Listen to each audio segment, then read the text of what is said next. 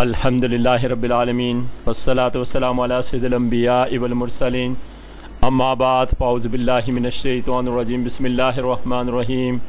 محترم بزرگوں، دوستوں، نوجوان ساتھیوں، محترم بہنوں، پیارے بچوں، السلام علیکم ورحمۃ اللہ وبرکاتہ۔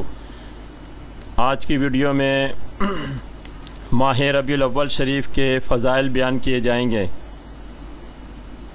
کسی شاعر نے کیا خوب کہا، ربیع الاول امیدوں کی دنیا ساتھ لے آیا۔ ربیع الاول امیدوں کی دنیا ساتھ لے آیا، دعاؤں کی قبولیت کو ہاتھوں ہاتھ لے آیا۔ ربیع الاول شریف اسلامی سال کا تیسرا مہینہ ہے۔ ربیع سے مراد وہ موسم ہے کہ جس میں بارش کی وجہ سے زمین سے کثرت سے پودے اگتے ہیں اور زمین سرسبز و شاداب ہو جاتی ہے، یعنی بہار کا موسم آ جاتا ہے۔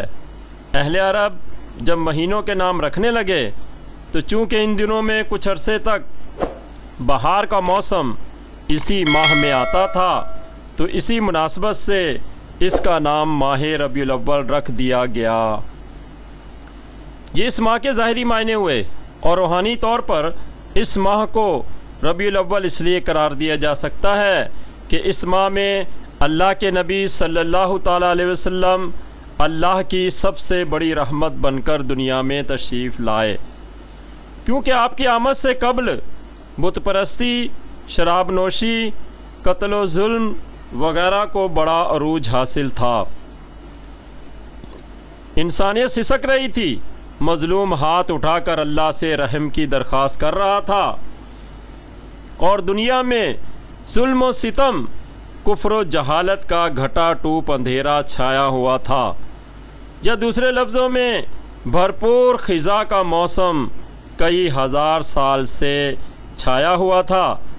ایسے میں اللہ تعالیٰ کو دکھی انسانیت پر رحم آیا اور اس نے اپنا پیارا حبیب صلی اللہ تعالیٰ علیہ وسلم انسانوں کی رہنمائی کے لیے سورج و بہار بنا کر دنیا میں مبعوث فرمایا، جن کی آمد سے ظلم و کفر کی تاریکی نور میں بدل گئی، خزاں کا موسم ختم ہو گیا اور بہار نے ہر سو ڈیرے جما لیے۔ اسی لیے اس کو علماء کرام ربیع النور شریف یعنی نور کی بہار کا مہینہ بھی کہتے ہیں۔ شعراء کرام نے اپنے اپنے اشعار میں رسول اللہ صلی اللہ تعالیٰ علیہ وسلم کی آمد سے قبل جو دنیا کا حال تھا اس کو اس طرح بیان فرمایا ہے۔ بحر ایسیاں کے تلاطم میں پھنسا تھا ہر بشر، بحر ایسیاں کے تلاطم میں پھنسا تھا ہر بشر، ڈوبنے والی تھی ناؤ کملی والا آ گیا۔ ایک پنجابی شاعر نے اس طرح نقشہ کھینچا ہے، نور ازلی چمکیا غائب اندھیرا ہو گیا، نور ازلی چمکیا غائب اندھیرا ہو گیا، کملی والا آ گیا، تھا تھا سویرا ہو گیا۔ تو اس ماہ کا سب سے زیادہ بزرگ و شرف یہ ہے کہ اس ماہ کی 12 تاریخ کو پیر کے دن صبح صادق کے وقت اس دنیا میں اللہ کے نبی صلی اللہ تعالیٰ علیہ وسلم کی جلوہ گری ہوئی۔ اسی وجہ سے بعض علماء کرام نے اس ماہ کو سارے مہینوں سے افضل بیان کیا ہے اور پیر کے دن کو ہفتے کے سارے دنوں سے افضل و اعلیٰ بیان فرمایا ہے۔ ان کا کہنا ہے کہ اگر ماہ ربیع الاول اور پیر کے دن رسول اللہ صلی اللہ تعالیٰ علیہ وسلم پیدا نہ ہوتے تو نہ تو ہمیں رمضان ملتا نہ ہی جمعے کا دن ملتا، بلکہ حدیث قدسی میں تو اللہ تعالیٰ عز و جل نے یہاں تک فرما دیا کہ میں اگر رسول اللہ صلی اللہ تعالیٰ علیہ وسلم کو پیدا نہ کرتا تو اپنے رب ہونے کو بھی ظاہر نہ کرتا۔ تو یہ سب بہاریں حضرت علیہ الصلوۃ والسلام کے دم قدم سے ہیں۔ اسی چیز کو ایک شاعر نے اپنے شعر میں اس طرح بیان فرمایا ہے، قرآن ملا ان کے در سے، ایمان ملا ان کے در سے، قرآن ملا ان کے در سے، ایمان ملا ان کے در سے، ارے رحمان ملا ان کے در سے، وہ کیا ہے جو ہم نے پایا نہیں۔ تو یہ خوشیوں کا مہینہ ہے۔ اس ماہ میں حضور علیہ السلام کی آمد کی جتنی زیادہ خوشی منائی جائے اتنی ہی کم ہے، کیونکہ حضور علیہ السلام کی آمد پر کعبہ جھوم اٹھا، 3 دن تک اسی طرح جھومتا رہا۔ پھر کعبے سے یہ آواز آئی، میرا نور مجھے واپس لوٹا دیا گیا۔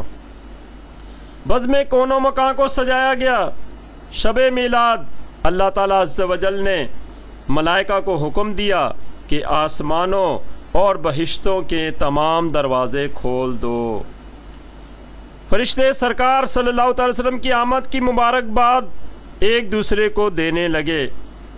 پہاڑ بلند ہو کر اظہار مسرت کر رہے تھے۔ نہر کوثر کے گرد 70,000 کستوری کے درخت لگائے گئے تھے۔ شب میلاد فرشتوں نے سیدہ آمنہ رضی اللہ تعالی عنہا کے دروازے پر کھڑے ہو کر درود و سلام عرض کیا تھا۔ اسی طرح روح الامین جبریل علیہ السلام نے زمین و آسمان، کعبے کی چھت اور سیدہ آمنہ کے گھر پر پرچم لہرائے۔ اسی طرح شب ولادت رسول اللہ صلی اللہ تعالی وسلم کی والدہ محترمہ فرماتی ہیں کہ آسمان کے تارے جھک جھک کر اتنے زیادہ قریب آ گئے تھے کہ لگتا تھا کہ مجھ پر گر نہ پڑیں، اور تاروں نے اپنی روشنی سے تمام دنیا کو نور سے بھر دیا تھا اور آسمان کے دروازے کھل گئے تھے۔ ربیع الاول شریف کے پورے ماہ میں اور بالخصوص 12 ربیع الاول کو تمام دنیا کے مسلمان میلاد النبی صلی اللہ تعالی علیہ وسلم کی تقریبات منعقد کرتے ہیں۔ جگہ جگہ محافل میلاد، مجالس، ذکر و درود کا انعقاد ہوتا ہے۔ کریا کریا، شہر شہر، گاؤں گاؤں عظیم الشان میلاد کے جلوس نکالے جاتے ہیں۔ بڑے وسیع پیمانے پر خیرات کی جاتی ہے۔ طعام و شیرینی کا بھی اہتمام کیا جاتا ہے، اور علماء اکرام ذکر مصطفیٰ صلی اللہ تعالی علیہ وسلم، سیرت محمدی صلی اللہ تعالی علیہ وسلم اور تعلیمات محمدی صلی اللہ تعالی علیہ وسلم کا بیان کرتے ہیں، اور خدا کا شکر ادا کیا جاتا ہے کہ اس نے اتنا بڑا احسان کیا کہ ہمیں اپنا محبوب دے دیا، اور پھر اس محبوب صلی اللہ تعالی علیہ وسلم کی امت میں ہمیں پیدا کیا۔ غرض کے ماہ ربیع الاول کے اس قدر فضائل ہیں کہ جن کا بیان کرنا مشکل ہے۔ آخر میں ماہ ربیع الاول سے کئی اولیاء کرام کا وصال باکمال بھی وابستہ ہے، اور ان کے ایام اس مہینے میں بڑی دھوم دھام سے منائے جاتے ہیں۔ چنانچہ اس ماہ کی 2 تاریخ کو میاں شیر محمد شرک پوری رحمۃ اللہ تعالی علیہ کا وصال باکمال ہوا۔ 3 ربیع الاول کو بہاؤالدین نقشبندی رحمۃ اللہ تعالی علیہ کا وصال باکمال ہوا۔ 4 تاریخ کو عبد الخالق اجدوانی رحمۃ اللہ تعالی علیہ کا وصال باکمال ہوا۔ 7 تاریخ کو میاں میر صاحب لاہور والے رحمۃ اللہ تعالی علیہ کا وصال باکمال ہوا۔ 9 تاریخ کو شیخ محمد معصوم سرہندی رحمۃ اللہ تعالی علیہ کا وصال باکمال ہوا۔ ربیع الاول کی 10 تاریخ کو پیر مکی رحمۃ اللہ تعالی علیہ کا وصال باکمال ہوا۔ 11 ربیع الاول کو امام حسن رضی اللہ تعالی عنہ کا وصال باکمال ہوا۔ 12 تاریخ کو قطب الدین بختیار کاکی رحمۃ اللہ تعالی علیہ کا وصال باکمال ہوا۔ 13 ربیع الاول کو علی احمد صابر کلیری رحمۃ اللہ تعالی علیہ کا وصال باکمال ہوا۔ 17 تاریخ کو شاہ محمد غوث لاہور والے رحمۃ اللہ تعالی علیہ کا وصال باکمال ہوا، اور ابو المعالی لاہور والے رحمۃ اللہ تعالی علیہ کا بھی 17 ربیع الاول کو وصال باکمال ہوا۔ 24 ربیع الاول کو کلیم اللہ جہاں آبادی رحمۃ اللہ تعالیٰ علیہ کا وصال با کمال ہوا۔ 29 ربیع الاول کو حضرت عبید اللہ احرار رحمۃ اللہ تعالیٰ علیہ کا وصال با کمال ہوا۔